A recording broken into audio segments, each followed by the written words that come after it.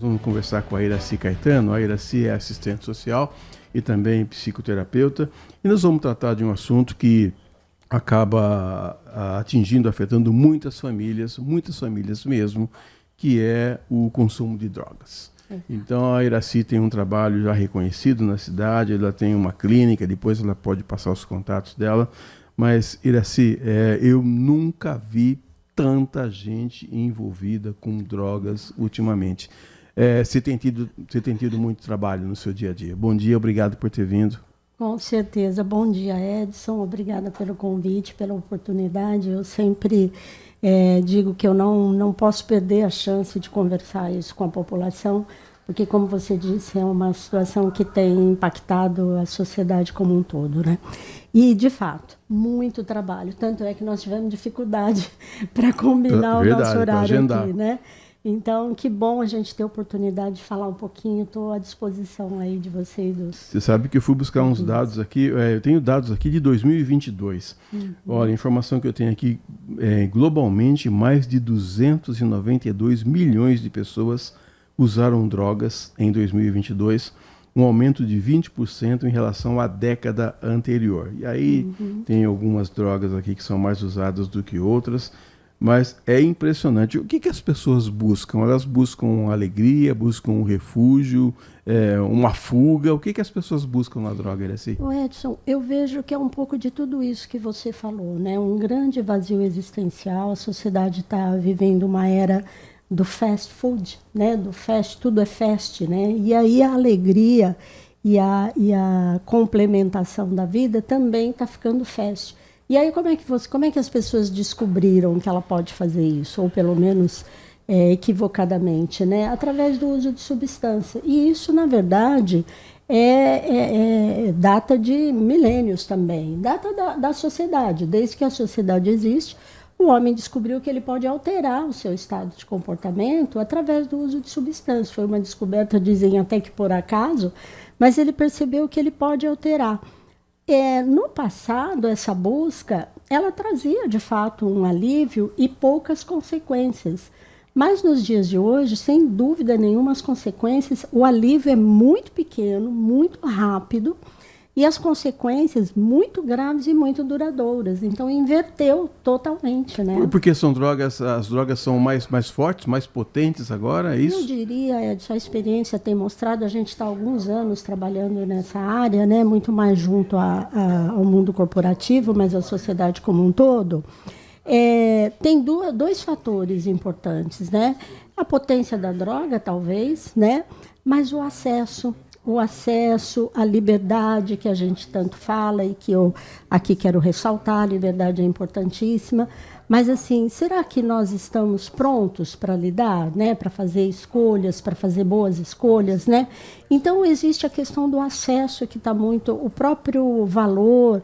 Então o jovem valoriza muito, né? A rapidez, ele quer tudo muito rápido e ele tem esse acesso, né? Então, eu diria que o acesso é que facilitou. A própria desmistificação de algumas coisas, que em si não é ruim, né? Antigamente, quando você dizia que um jovem usava maconha, por exemplo, ele era um jovem marginal. Hoje não. Hoje alguém, eventualmente, faz um uso recreativo, mas um percentual dessas pessoas que fazem uso vão desenvolver dependência. Isso é tão importante que fique claro, Edson, que no nosso trabalho, que eu tenho mais de 20 anos nessa área, absolutamente a gente não é nem contra nem a favor das drogas, muito pelo contrário. Mas a grande questão é as pessoas saberem, assim, eu tenho um professor que sempre disse, você tem que considerar a droga e o indivíduo. Que indivíduo é esse que vai fazer uso? Algumas pessoas vão fazer uso, às vezes por um período pequeno e depois deixam, enfim, ou ficam funcional, usam uma vida inteira e ficam funcional, né, ou permanecem funcional, mas um percentual vai ter prejuízos importantes. E ela, muitas vezes, esse é o trabalho que eu gosto de vir fazer, ela desconhece que não é culpa dela não ter o mesmo funcionamento diante da substância que o seu irmão, que o seu colega, que o seu chefe. Então ele se assusta, ele sai, por exemplo, com os amigos para um happy hour inocente, etc., E 90% das pessoas que estão ali naquela mesa permanecem tranquilos, vão embora, no dia seguinte vão trabalhar. E ele não. Ele percebe que cada vez mais ele tem problemas no dia seguinte, que é o pavor de todo dependente, né? Agora, Iraci, você acha que o fato das pessoas recomendarem o uso da maconha, do cannabis, por exemplo, para alguns tratamentos, você acha que essa ideia, algumas pessoas têm a ideia de que essa medicação, de que esse componente é uma coisa boa por causa da recomendação médica? Essa... Nossa, muito, o Edson, que oportunidade maravilhosa você está me dando. Principalmente entre o adolescente, qual que é a resposta imediata dele? Maconha é remédio. Não é a maconha que é remédio, né? É a cannabis, eu não tenho autoridade para falar nessa área, mas, enfim, é um componente que é utilizado através de todo um tratamento e etc., né? Um tratamento na substância, que não é a parte da substância que causa dependência, é bom que se diga, né? E realmente tem sido efetivo para algumas patologias. Perfeito. Mas a sociedade, e convém para algumas pessoas pensar assim, generaliza, junta tudo. Não, maconha é bom, maconha é saudável. Não, maconha não é saudável. A maconha, o uso da maconha, ela é responsável por um percentual importante do desenvolvimento da esquizofrenia no jovem. Então, assim, um jovem que teve uma infância, uma pré-adolescência normal, os pais, olha, de repente eu não conheço mais meu filho, porque ele eventualmente já tinha uma predisposição, passado uma idade, porque o cérebro está em formação. E ele recebe essa substância e altera totalmente o desenvolvimento e abre um quadro de esquizofrenia, por exemplo, que até poderia acontecer, mas ou muito mais tarde ou ficar ali quietinho. Mas a maconha pode ter acelerado, né? Então essa questão é que é importante que a gente saiba quem é essa pessoa e o que ela vai usar. Como é importante isso, Edson. Estamos conversando com a Iraci Caetano, que é assistente social e também psicoterapeuta. Iraci, eu fui buscar um material aqui antes de conversar com você. Aí eu digitei lá no Google, qual o país que mais consome drogas no mundo? E a resposta rápida foi que os Estados Unidos. O que me assustou foi o segundo colocado, que é o Brasil. Infelizmente.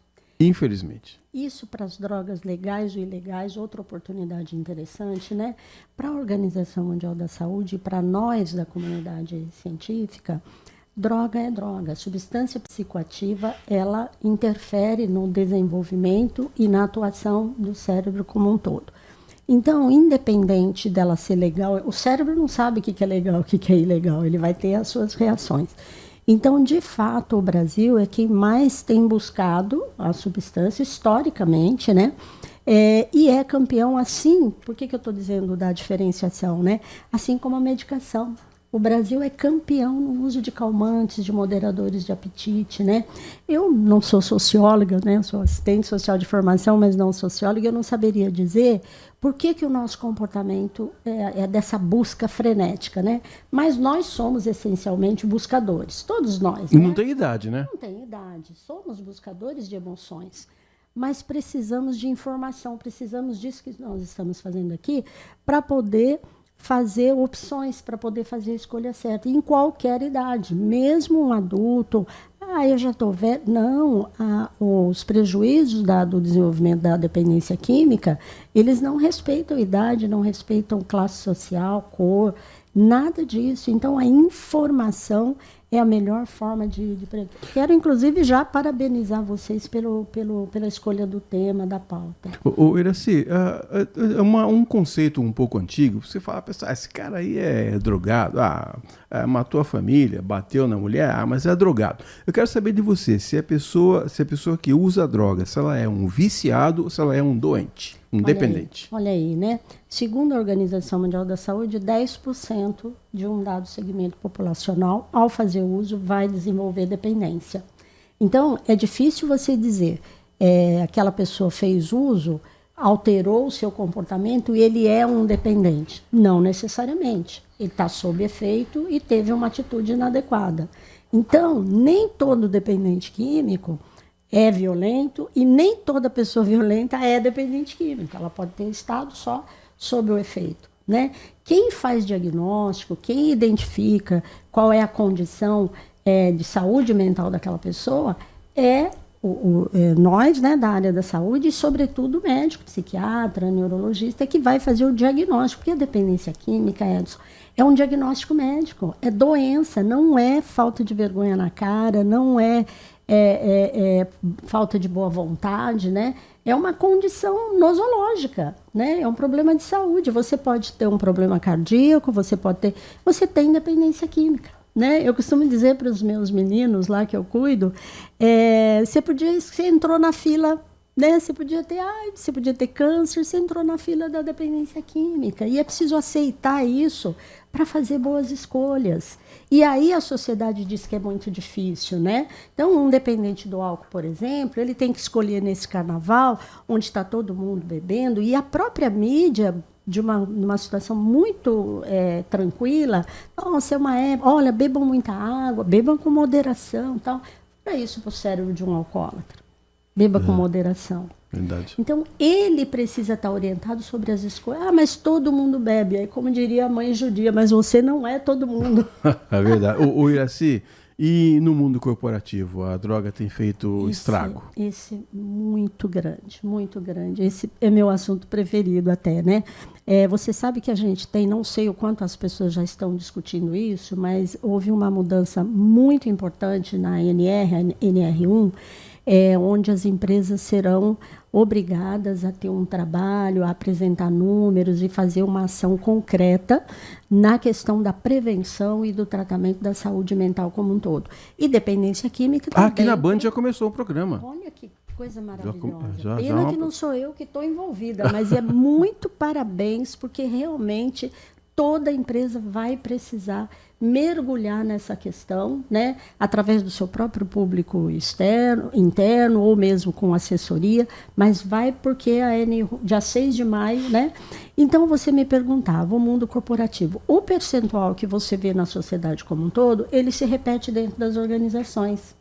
Então, você teria pelo menos 10% daquele conjunto populacional, a gente pode pensar aqui na Band, né? 10% já deveria estar atento a algumas questões, vamos falar da droga, talvez não seja o caso de falar da saúde mental como um todo, que é importante, mas para a gente ficar no tema, né? 10% da população da Band tem potencial, olha, que responsabilidade, tem potencial para desenvolver dependência química, ou já está num nível importante de dependência. Porém, é uma doença de preconceito. Não, eu bebo quando eu quero, paro quando eu quero, eu tenho controle. E muitas vezes o indivíduo... Eu bebo socialmente? Eu bebo socialmente, só que a minha vida social é intensa, né? Veja bem, ele pode estar sendo... talvez isso não seja uma obrigação da empresa, mas a empresa saber disso é importante. Às vezes ele está funcional na sua empresa, no cargo que ele ocupa, mas você não sabe como está a vida dele na família. Você não sabe a destruição que ele já causou na família. O emprego, muitas vezes, é o último que ele perde. Por quê? Porque é lá que está a fonte. É de lá que ele tira o custeio do seu uso, né? Então, ele faz um esforço sobre-humano para permanecer funcional, mas muitas vezes ele já está arrebentado na sua vida pessoal. Então, a empresa, olha, parabéns mesmo pela Band, que já está aí evoluindo nesse aspecto. Iracy, outro dia aqui, nessa mesma cadeira em que você está, nós entrevistamos o Dr. Edson Geraldo de Souza, que é delegado da Polícia Federal aqui em Campinas. E eu perguntei para ele, vez por outra a gente ouve notícia da Polícia Federal pegando pessoas tentando embarcar com droga, né? Ou na mala, outro dia o cara tentou embarcar com uma peruca, ou então engolindo a droga. Eu falei para ele assim, por que as pessoas fazem isso diante de tanta fiscalização? Ele falou, primeiro, porque dá dinheiro, e segundo, porque ele falou assim, eu não vou ser hipócrita. Se as pessoas estão tentando é porque tem gente que passa. Tem gente que passa e tem gente que usa. Agora, é impressionante o tanto de gente que usa, como você falou, a gente não sabe, além de você que tem o contato diário com essas pessoas, você olha para um colega de trabalho, você não sabe se ele usa, se não usa, mas o estrago que essa droga faz na vida da pessoa é devastador, né? É devastador. E aí eu diria, né, confirmando isso que o delegado da Polícia Federal traz, a questão do dinheiro e a questão da demanda, né? É o mundo do negócio como um todo, né? Tem demanda, sempre haverá. Então, por isso que eu acredito na educação, na informação, nisso que a gente... Eu não sei quantas pessoas, eu não tenho noção, estão nos ouvindo nesse momento, mas para mim é suficiente. Eu costumo dizer, Edson, que uma vida é 100%. Se uma das pessoas que estiver nos ouvindo agora despertar e falar, caramba, eu preciso fazer algo a esse respeito, eu, por mim, acredito que você também já se dará por satisfeito com... Pela ajuda que a gente pode oferecer, né? Pela ajuda que a gente possa ter prestado. Porque uma vida é 100%, né? A estatística, às vezes, é cruel, né, Edson? É verdade. Mas uma vida é 100%. Uma pessoa que desperte e resolva mudar o caminho, entender por que ela está fazendo, por que isso aconteceu com ela. Não é por que ela está fazendo, porque aí gera culpa, né? Por que isso acontece? Por que comigo acontece dessa forma? É isso. A partir do momento que ela entende isso, ela é capaz de escolher um caminho diferente. E a gente está vivendo num mundo ultramoderno, mas nesse aspecto a rede social é um trauma, não é, Iracy? É um trauma, assunto delicado para o momento, mas assim, não sei como nós famílias, nem vou falar de poder público, como nós família vamos fazer para lidar com tudo isso, né? Porque veio para ficar, né? Eu não sou tão novinha, sabe, Edson? Eu me lembro da chegada... Eu também não. Eu me lembro da chegada do computador. Como eu me lembro, sabe? De que diziam, olha, não, vai ser muito bom, a gente vai ter mais tempo para o lazer e etc., né? E a gente acreditou. De fato, facilitou muita coisa, mas também trouxe uma série de dependências, de vícios, enfim, que a gente ainda não aprendeu a lidar totalmente. A gente falando do mundo corporativo, que é um assunto que eu sei que você gosta, o gestor, ele está preparado para entender isso, olhar e falar assim, ó, às vezes ele olha, às vezes o funcionário não dormiu direito, ou brigou com a esposa, mas será que ele tá preparado para enfrentar, para entender essa situação? Edson, você tem toda a razão, é um assunto que eu adoro, porque o nosso trabalho também, uma parte dele, um lado é o tratamento, a recuperação do dependente. Nós temos uma equipe multiprofissional, né, com psiquiatras, com psicólogos, assistente social, para cuidar do tratamento do dependente e da família. Mas nós temos um departamento, uma ala, que cuida da prevenção dentro das empresas. E o ponto alto da prevenção dentro da empresa é preparar o gestor para desmistificar a questão da dependência e prepará-lo para identificar, através do desempenho, se aquela pessoa pode, entre outras questões, estar tendo alguma dificuldade nessa área e encaminhá-lo para o setor competente. O gestor não vai fazer diagnóstico, não vai abordar, né? Olha, eu acho que você está usando droga, eu acho que você bebe demais. Não, o gestor não acha nada. Ele identifica comportamento, identifica desempenho e faz o devido encaminhamento. E aí, se a empresa está preparada como um todo, por isso nós fazemos treinamento com a equipe médica e psicológica da empresa, um treinamento específico, né? A gente prepara uma equipe técnica para lidar com isso e prepara o gestor para identificar que não, a gente insiste muito, não é caça às bruxas. É identificar comportamento e onde... Né? Então, ele próprio precisa ser preparado e, inclusive, a gente o ajuda a olhar para ele mesmo, porque tem muito gestor que é ele próprio o dependente. E aí a tendência dele vai ser esconder ou fazer vistas grossas porque tem a negação. Lembra que às vezes a gente fala sobre isso? Já tivemos outras oportunidades de falar. A negação é o núcleo da dependência química, porque é um mecanismo de defesa. Não, eu não uso, eu uso quando eu quero, paro quando eu quero. Eu tenho controle. Eu tenho controle. Então, o gestor também tem esse aspecto, né? Não, ele faz como eu, ele bebe como eu. Aliás, às vezes ele é o primeiro a, no final de semana, oferecer uma churrascada com álcool, etc. Que não tem nenhum problema, mas está contido ali uma chance do desenvolvimento, né, e do uso. E aí, Iracy, aproveitando aqui o Dia Internacional da Mulher, que vai ser celebrado amanhã, homem ou mulher, aí a droga não escolhe, né? Não escolhe. E outra coisa importante que você está me trazendo, nós estamos atualmente com um percentual de pacientes mulheres muito importante. Mulheres usuárias do álcool, mulheres mães, né, que muitas vezes não deram conta de não fazer o uso, Edson, durante a gestação. Olha que triste. Puxa vida. Pacientes Aí é triste demais. novas, assim, muito jovens, moças preparadas, bonitas, com toda a chance, né? E que totalmente escrava da droga, felizmente pedindo ajuda. Se chegou até nós é porque está pedindo ajuda, né? Mas as mulheres, muito bem lembrado, tem acontecido muito. Tem uma particularidade, se você me permite. A mulher, ela é muito mais cobrada em relação a resultado, em relação à estética. Sem né? contar a dupla jornada, né? Muitas vezes. Exatamente. Então, ela acaba sendo uma vítima. Né? A gente está vendo aí o filme A Substância, ela acaba sendo uma presa fácil para o uso da substância. Então, tem aumentado bastante o número de mulheres, felizmente, também em tratamento, né? O que é muito bom. Iracy, a gente está chegando aqui na fase final do nosso programa, mas eu queria que você, primeiro, parabenizar você pelo trabalho que você faz e dizer aí, que você falasse da sua clínica, dos profissionais que trabalham com você, o contato, quem quiser, porque é um assunto também delicado, às vezes a pessoa tem vergonha de tratar do assunto, não é verdade? Então eu queria que você deixasse o seu Instagram, o seu telefone, os contatos que você quiser. Olha, a pessoa que quiser procurar o nosso trabalho vai encontrar o nosso Instagram, né? @WI Consultoria é o nosso Instagram, é o meio principal aí de contato, né? E nós trabalhamos com uma abordagem multidisciplinar, a gente avalia a situação, vê se naquele momento a demanda é médica ou é uma demanda de aconselhamento através dos nossos profissionais de psicologia, né?